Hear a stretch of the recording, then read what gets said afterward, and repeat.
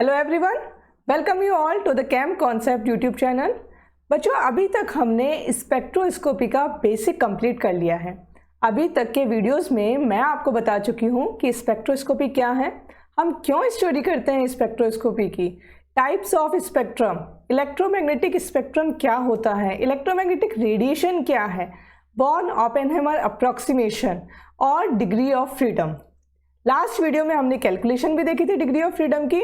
ये सारे टॉपिक्स अभी तक हम कंप्लीट कर चुके हैं, मतलब अब हमें स्पेक्ट्रोस्कोपी की टर्मिनोलॉजीज अच्छे से समझ में आ चुकी है। और आज के इस वीडियो से हम स्टार्ट करने वाले हैं रोटेशनल स्पेक्ट्रोस्कोपी। तो सबसे पहले ये समझते हैं कि रोटेशनल स्पेक्ट्रोस्कोपी आखिरकार होती क्या है। देखो, पहले भी बता चुकी हूँ मैं आपको कि अगर मॉलिक्यूल में केवल रोटेशनल ट्रांजिशन देखने को मिले, राइट, रोटेशनल ट्रांजिशन का मतलब क्या है, जो रोटेशन एनर्जी लेवल होता है उसको हम J से रिप्रेजेंट करते हैं। तो अगर J1 से J2 या J2 से J1 में ट्रांजिशन हमें देखने को मिल रहे हैं, तो ऐसे ट्रांजिशन की स्टडी स्पेक्ट्रोस्कोपी की जिस ब्रांच में की जाती है उसे कहा जाता है रोटेशनल स्पेक्ट्रोस्कोपी। ये जो रोटेशनल स्पेक्ट्रम हमें यहाँ से मिलता है वो सबसे सिंपल स्पेक्ट्रम होता है। क्यों होता है सबसे सिंपल? क्योंकि हमने एनर्जी लेवल्स देखे थे कि जो इलेक्ट्रॉनिक एनर्जी लेवल्स होते हैं उनके बीच में बहुत सारे वाइब्रेशनल एनर्जी लेवल्स होते हैं और वाइब्रेशनल के बीच में होते हैं रोटेशनल एनर्जी लेवल। इस वजह से वहाँ पर बहुत कम एनर्जी की रिक्वायरमेंट होती है। अगर हमें रोटेशनल ट्रांजिशन करवाना है तो हमें केवल 0.005 इलेक्ट्रॉन वोल्ट एनर्जी चाहिए। और ये जो एनर्जी है ये इलेक्ट्रोमैग्नेटिक स्पेक्ट्रम जो हमने पढ़ा था उसके माइक्रोवेव रीजन में प्रेजेंट होती है। इस वजह से इस स्पेक्ट्रोस्कोपी को माइक्रोवेव स्पेक्ट्रोस्कोपी भी कहा जाता है। तो ध्यान रखना है ये दोनों नेम आपको, राइट। अगर हम बात करें सिलेक्शन रूल की तो देखो डेल J इक्वल टू होता है +-1। तो हमारा जो रोटेशनल एनर्जी लेवल होगा, ये रोटेशनल एनर्जी लेवल अगर मैंने इसको कहा J1 और इसे कहा मैंने J2, तो अगर यहाँ से ट्रांजिशन आपको देखने को मिल रहा है J1 से J2 में, मतलब lower to higher energy level में, तो ये कैसा स्पेक्ट्रम हमें मिल रहा है? अब्जॉर्प्शन स्पेक्ट्रम मिल रहा है। और अगर ट्रांजिशन हो रहा है J2 से J1 में, तो यहाँ पर हमें जो स्पेक्ट्रम मिलेगा उसे कहा जाता है एमिशन स्पेक्ट्रम, और यहाँ हम लिखते हैं -1।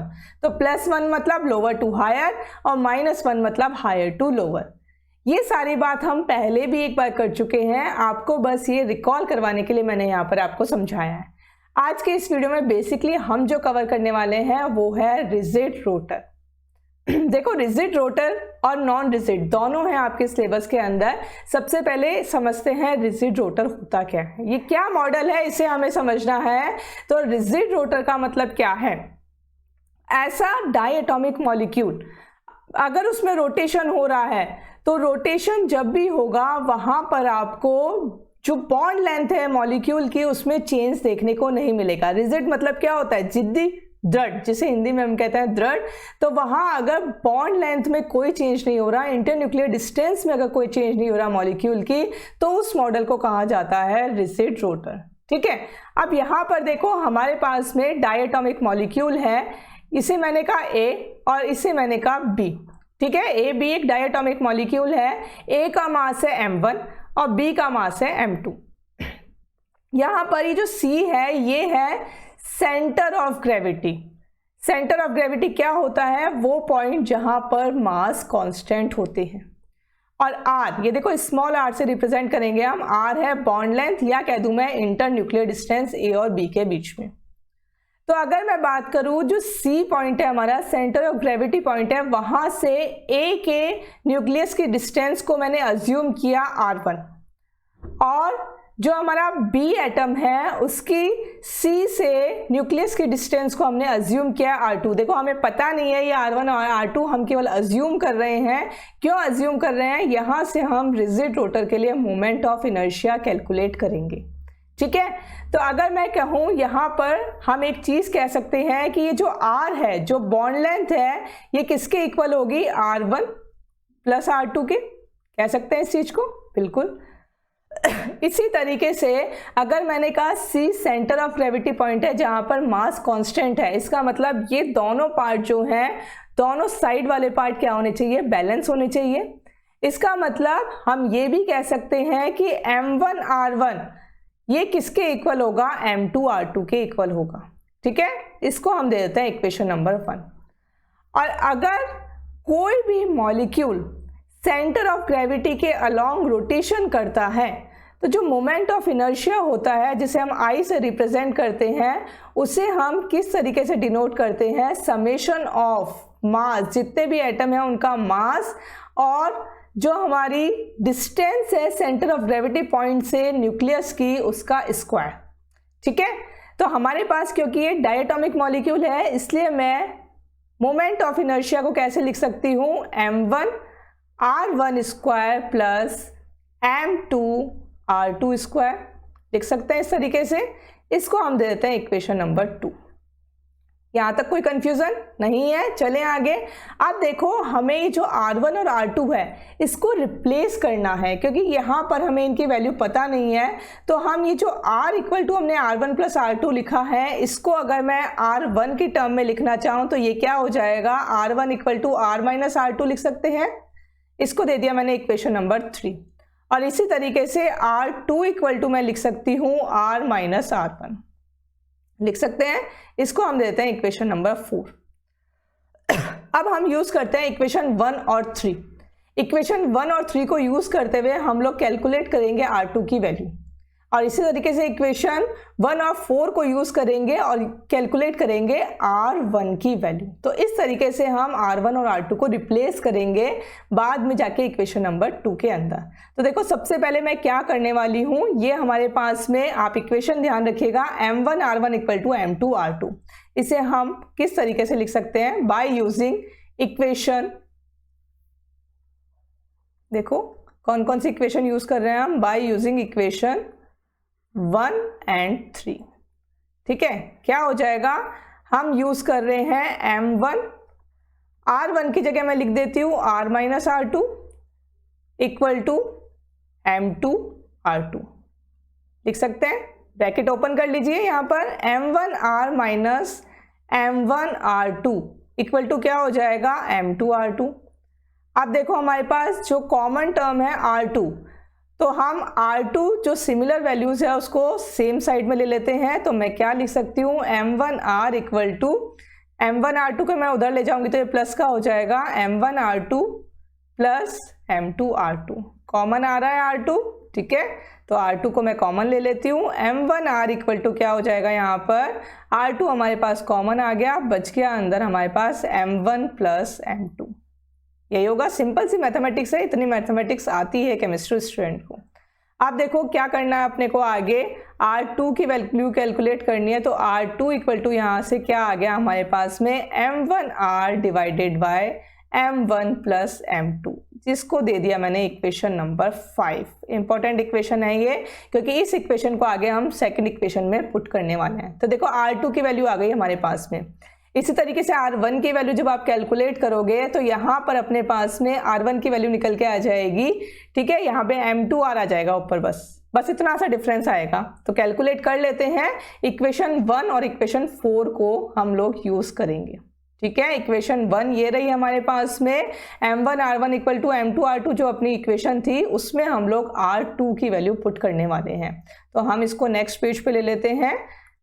देखो, M1 पहले लिख लो, चाहे बाय यूजिंग इक्वेशन 1 and 4। ठीक है, तो मैं इक्वेशन 1 एक बार दोबारा लिख देती हूँ, M1R1 इक्वल टू M2R2, ये अपनी इक्वेशन थी। इक्वेशन 1 ये रही अपनी, और हमने यहाँ से इक्वेशन 4 क्या निकाली थी, R2 equal to R minus R1, R2 equal to R minus R1। इन दोनों इक्वेशन का अपन यूज करेंगे, वैल्यू पुट कर देते हैं। M1R1 इक्वल टू अपने पास में कितना आ गया, M2 R माइनस R1। और यहाँ से वापस से वही काम करना है जो अभी हम थोड़ी देर पहले करके आए हैं, तो उसमें कुछ भी नहीं है। पहले हम ब्रैकेट ओपन कर लेते हैं, ये आ गया अपने पास में M2R माइनस M2R1, और जो सेम टर्म है R1 वाली उसको हम सेम साइड में ले लेते हैं। तो यहाँ से अपने पास में M1R1 plus M2R1 equal to क्या हो गया M2R। R1 की सेम टर्म थी, उसको हमने एक साइड में ले लिया, कॉमन ले लेते हैं R1 को यहाँ से, तो बच गया अपने पास में M1 प्लस M2, राइट। और क्या आ गया इधर M2R। ठीक है, सिंपल सिंपल मैथमेटिक्स चल रही है। R1 की वैल्यू क्योंकि हमें कैलकुलेट करनी है, तो देखो M2R डिवाइडेड बाय क्या हो गया M1 प्लस M2। कहा था मैंने ऊपर कुछ चेंज नहीं होगा, केवल M1 की जगह आ गया M2। देखो यहाँ से R2 की वैल्यू में यहाँ पे M1 है और R1 की वैल्यू में यहाँ पे आ गया M2, बाकी सब कुछ सेम है। तो यहाँ पर हमने इक्वेशन 1, 3 और 4 को यूज करते हुए R1 और R2 की वैल्यू कैलकुलेट कर ली। अब बची क्या हमारे पास में इक्वेशन 2, है ना, ये रही अपने पास में। देखो यहाँ पे जो इक्वेशन 2 थी अपने पास में, that is I equal to M1 R1 square plus M2 R2 square. इसको यूज करेंगे हम इक्वेशन 5 और 6 से, जो R1 और R2 की वैल्यू कैलकुलेट करी है उसको हम लोग इक्वेशन 2 में पुट करेंगे। ठीक है, तो हम लिख देते हैं यहाँ क्या करने वाले हैं हम लोग यहाँ पर, by using equation 2nd, 5th and 6th। ठीक है, वैल्यूज में डायरेक्ट पुट कर रही हूं। I इक्वल टू, देखो अपने पास में क्या था M1।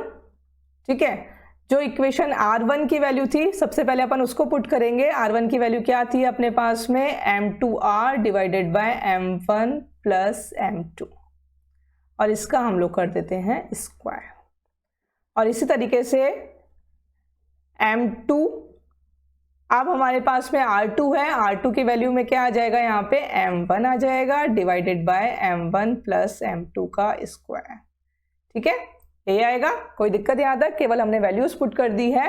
अब क्या है अपने पास में I equal to, bracket open कर लेते हैं, M1 M2 square R square divided by M1 plus M2 का स्क्वायर, यही आएगा, प्लस अभी इस ब्रैकेट को भी ओपन कर लेते हैं, क्या है यहाँ पर M2 M1 square R square divided by, same आ रहा है नीचे, M1 प्लस M2 स्क्वायर। जो दोनों टर्म में कॉमन है उसको हम कॉमन ले लेते हैं। I इक्वल टू क्या है अपने पास में कॉमन, देखो क्या क्या है, M1 है, M2 भी है और R स्क्वायर, ये कॉमन है दोनों में है। देखो M1 M2 और यहाँ भी है M2 M1 और R स्क्वायर।